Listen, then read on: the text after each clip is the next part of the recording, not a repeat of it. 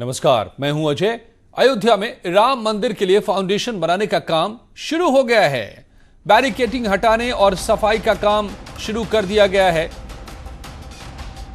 तो मंदिर की नींव डालने का काम शुरू हो चुका है अयोध्या में, और इसके लिए बैरिकेडिंग हटा दी गई है। साफ सफाई का काम शुरू किया गया है। सोशल डिस्टेंसिंग का पूरी तरह पालन करते हुए काम को शुरू किया गया है।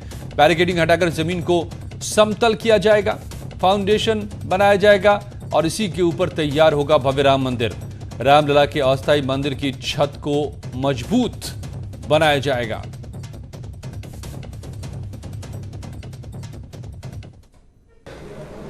भाई, अभी भी महामारी को देखते हुए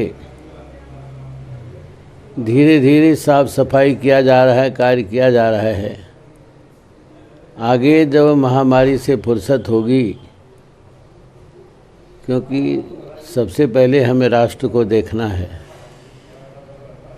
और जैसे ही इस महामारी से फुर्सत होगी कार्य तेजी से प्रारंभ किया जाएगा। सब के सब राम मंदिर के निर्माण के लिए उत्साहरत हैं।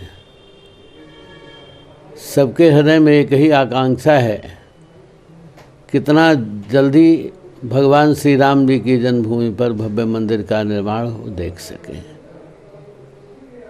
और बाद में क्या क्या होने वाला है? भाई, वहाँ तो मंदिर निर्माण के लिए पूजा पाठ और वहाँ की साफ सफाई,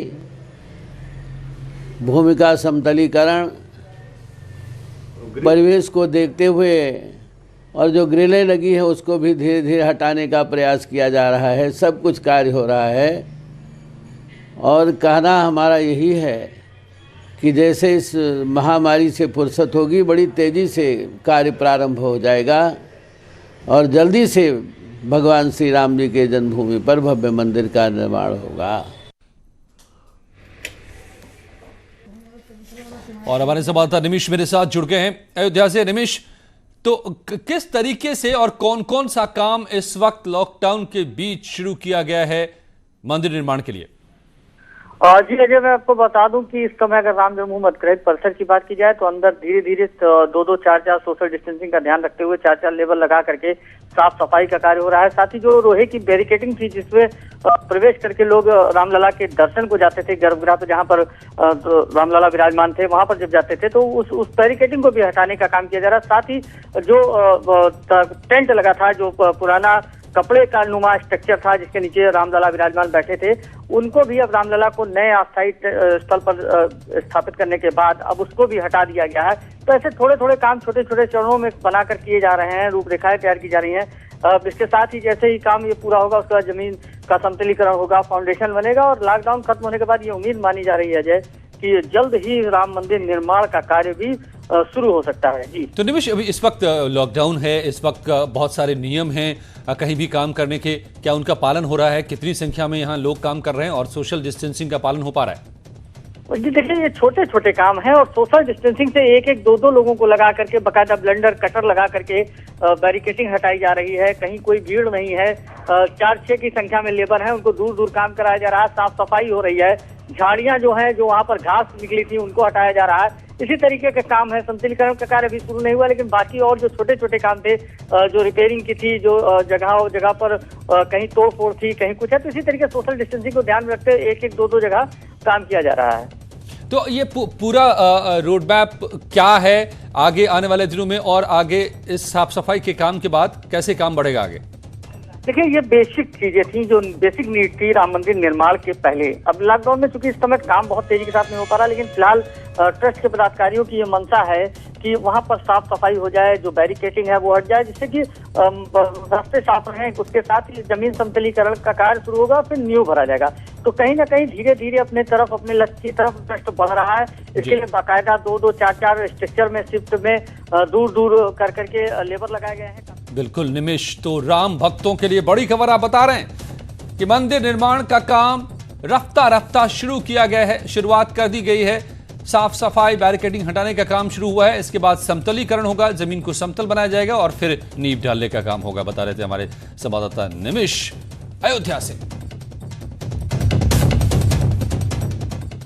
और यूपी में निवेश को बढ़ाने के लिए सरकारी विदेशी कंपनियों के साथ लगातार सरकार संपर्क में है। एमएसएमई मंत्री सिद्धार्थनाथ सिंह वीडियो कॉन्फ्रेंसिंग के जरिए चीन, जापान, अमेरिका और यूरोपियन कंपनियों से लगातार बात कर रहे हैं।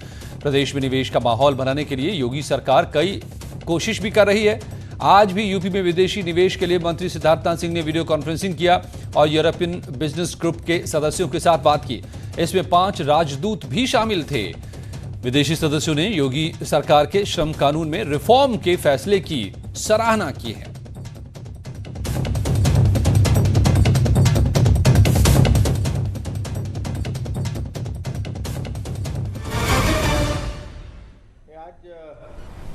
यूरोपियन बिजनेस ग्रुप के साथ वीडियो कॉन्फ्रेंसिंग थी और ये एक कड़ी है जिसको पहले अमेरिका के साथ की गई, फिर उसके बाद कल जापान से करी गई, उसके पहले कोरिया के साथ करी गई, आज यूरोपियन बिजनेस ग्रुप के साथ करी गई। और ये सब हमारे मुख्यमंत्री योगी आदित्यनाथ जी की जो उन्होंने लक्ष्य दिया है और उनकी प्रेरणा है, उसके तहत कि उत्तर प्रदेश में कैसे निवेश बढ़।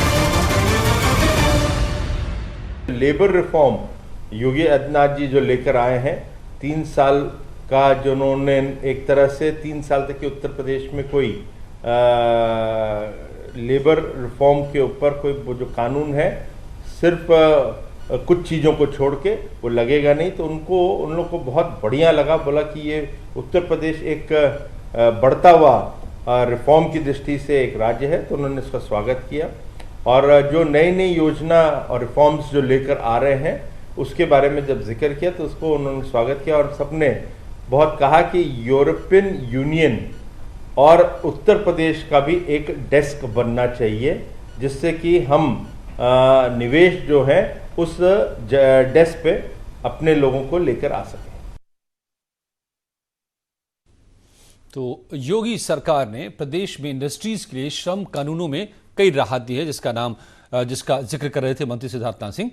श्रम कानून में अस्थायी रूप से 3 साल की छूट देते हुए अध्यादेश 2020 के मसौदे को कैबिनेट ने मंजूरी दी है।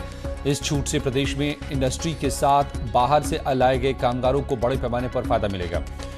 श्रमिकों के हितों का ध्यान रखते हुए योगी कैबिनेट ने बंधुआ श्रम उत्पादन अधिनियम, भवन निर्माण अधिनियम, कर्मचारी प्रतिकर अधिनियम, साथ ही बच्चों और महिलाओं के नियोजन संबंधित अधिनियम जारी रखने का फैसला किया है। ये नहीं, वेतन अधिनियम के तहत भुगतान की व्यवस्था जारी रहेगी। यूपी में फिलहाल 38 श्रम कानून लागू हैं। अब इस छूट के बाद किसी भी उद्योग के खिलाफ लेबर डिपार्टमेंट की ओर से कोई कार्रवाई नहीं होगी। श्रम विभाग का प्रवर्तन दल भी फैक्ट्रियों में नहीं जाएगा।